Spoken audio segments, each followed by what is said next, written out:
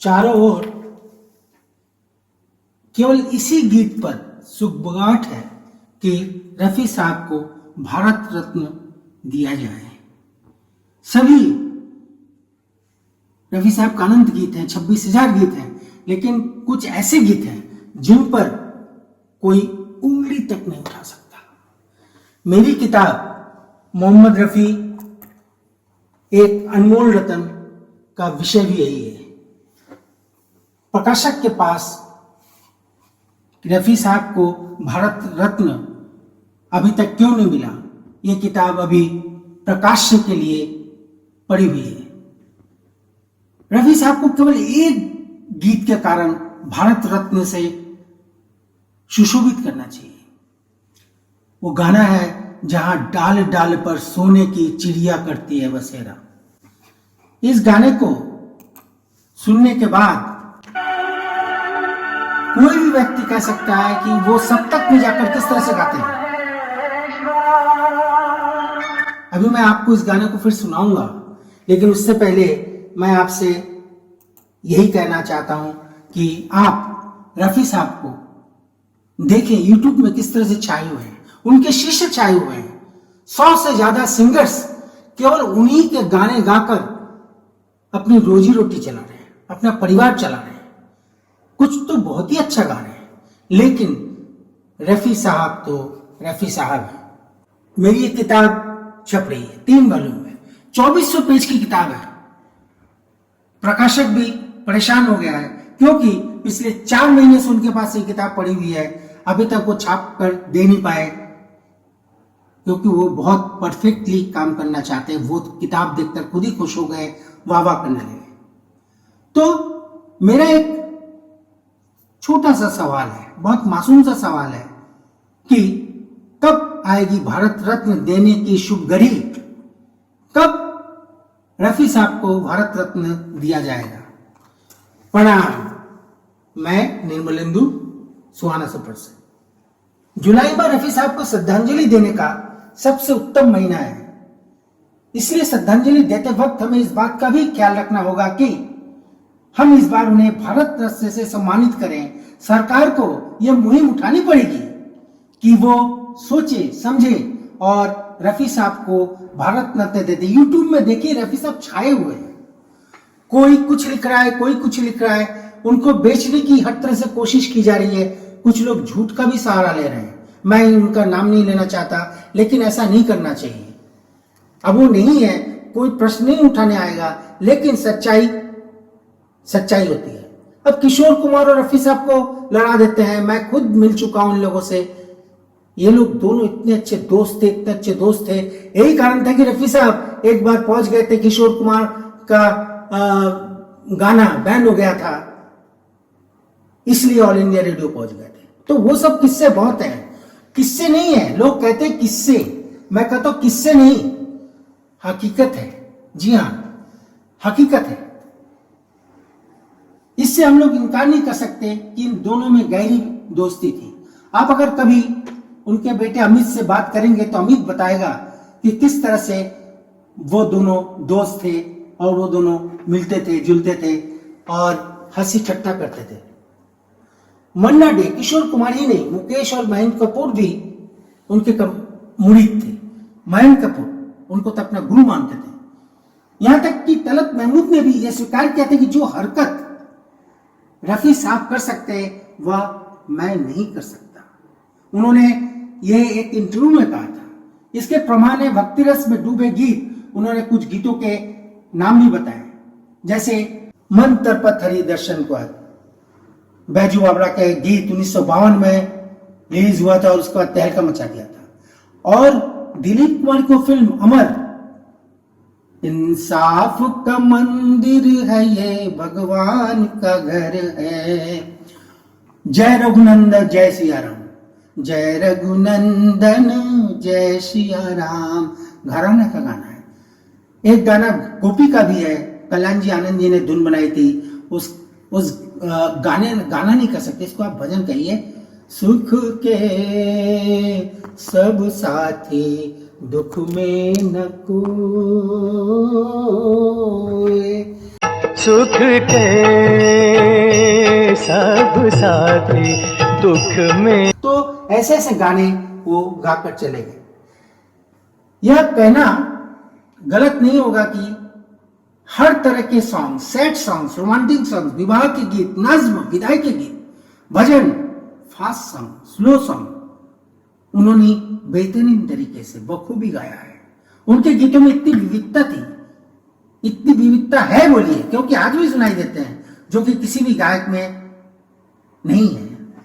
यह बेलाग कहा जा सकता है कि सबसे अच्छे भजन और सबसे ज्यादा भजन उन्होंने ही गाया है, क्योंकि भजन और देशभक्ति गीत किशोर कुमार ज्यादा नहीं गा पाए, या उनको नहीं मिला कह सकते हैं। ऐसा नहीं है कि वो गा नहीं सकते थे, गा सकते थे, लेकिन ज्यादातर लोग भजन या देशभक्ति गीत रफी साहब को सोचकर ही लिखा करते हैं। ओ भारत देश है मेरा। हम सब जानते हैं कि आज भी उनके गीत गाकर असंख्य कलाकार अपने परिवार के लिए मुख्य आय का स्रोत बने हुए। कई दशक बाद भी लोग आज यही कहते हैं कि रफी साहब निहायत ही शरीफ और नेक दिल इंसान थे, और इसीलिए उस नेक दिल इंसान को, उस उच्च दर के गायक को, उस गायक रूपी कलाकार को भारत रत्न अवश्य ही दिया जाए। यह भी एक कटु सच है कि कुछ कलाकार अदाकार अपनी औसत अदाकारी के बावजूद फिल्मों में लंबे समय तक उन्हीं के कारण टिके रहे। इसीलिए मेरा मानना है कि उन्हें भारत रत्न जैसा सबसे बड़ा अवार्ड बहुत पहले ही मिल जाना चाहिए था। उनके कई चाहने वालों का मानना है कि मुसलमान होने के कारण रफी साहब के लिए कभी किसी ने राजनीतिक लॉबिंग नहीं की। कलाकार तो कोई मजहब नहीं होता, ये हमें याद रखना पड़ेगा, या संप्रदाय भी नहीं होता। हालांकि अकेले रामविलास पासवान ऐसे नेता थे जिन्होंने सार्वजनिक रूप से मोहम्मद रफी को भारत रत्न देने की मांग की थी। अब देखिए क्यों मांग की थी, आप उस गाने को फिर से सुनिए। साक्षात परब्रह्म तस्मै श्री। आपने सुना कि किस भक्ति भाव से उनकी आवाज देखिए, उनकी आवाज में जो कसक है वो देखिए, वो प्रेम देखिए, वो रस देखिए, वो मिठास देखिए, आपको नहीं मिलेगा। फिर से सुनिए। जहां डाल डाल पर सोने की। आप जब सुनेंगे इस गीत को, आप भी उस भक्ति रस में, देशभक्ति रस में बह जाएंगे। जहां डाल डाल पर सोने की।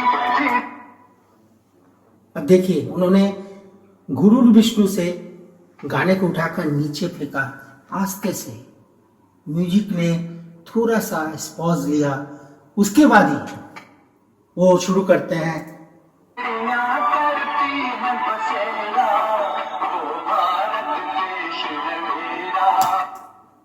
जी हाँ, वह भारत देश है हम सबका। मैं यहां एक बात कहना चाहता हूं कि मैंने जो प्रयास किया इसलिए किया कि मैं बचपन से ही मैं रफी साहब का भक्त हूं, और मेरे पापा भी रफी साहब के भक्त थे। वो हारमोनियम लेकर जब बैठ जाते थे तो मैं भी उनके सामने पलटी मारकर बैठता था। वहीं से मैंने शुरुआत की।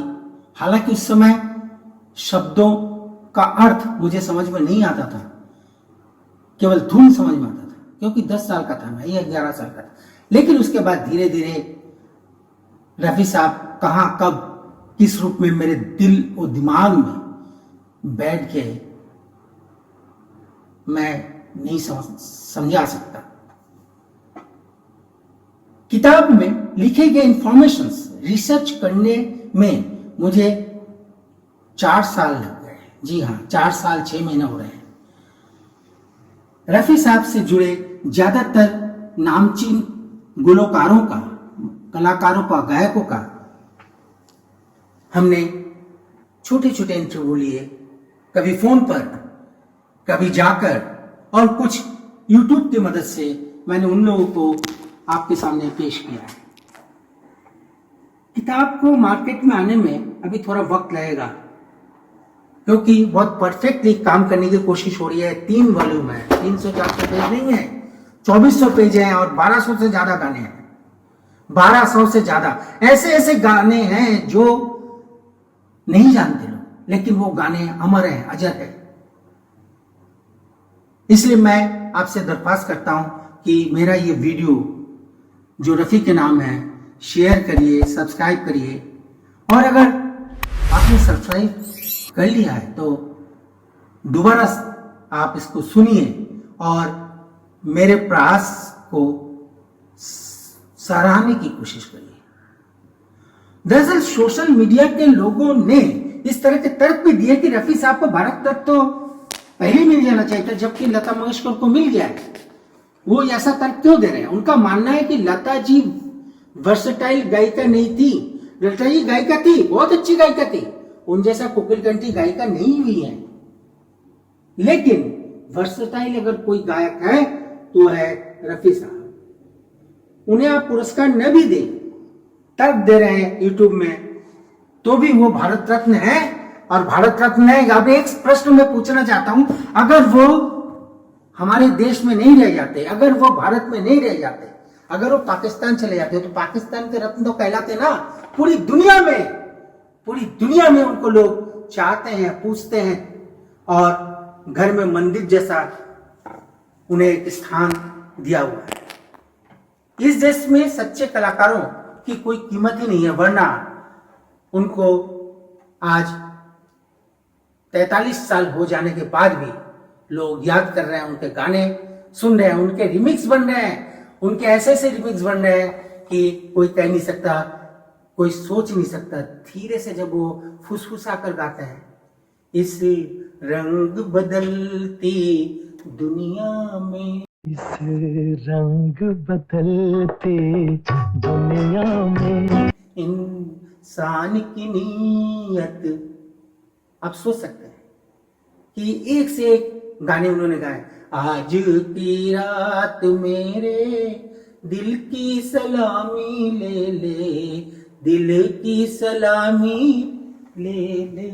आज की रात मेरे दिल की सलामी ले ले। टूटे हुए ख्वाबों, टूटे हुए ख्वाबों ने। एक से एक गाने सदाबहार हैं और आजीवन सदाबहार गायक रहेंगे। उन्हें प्रणाम।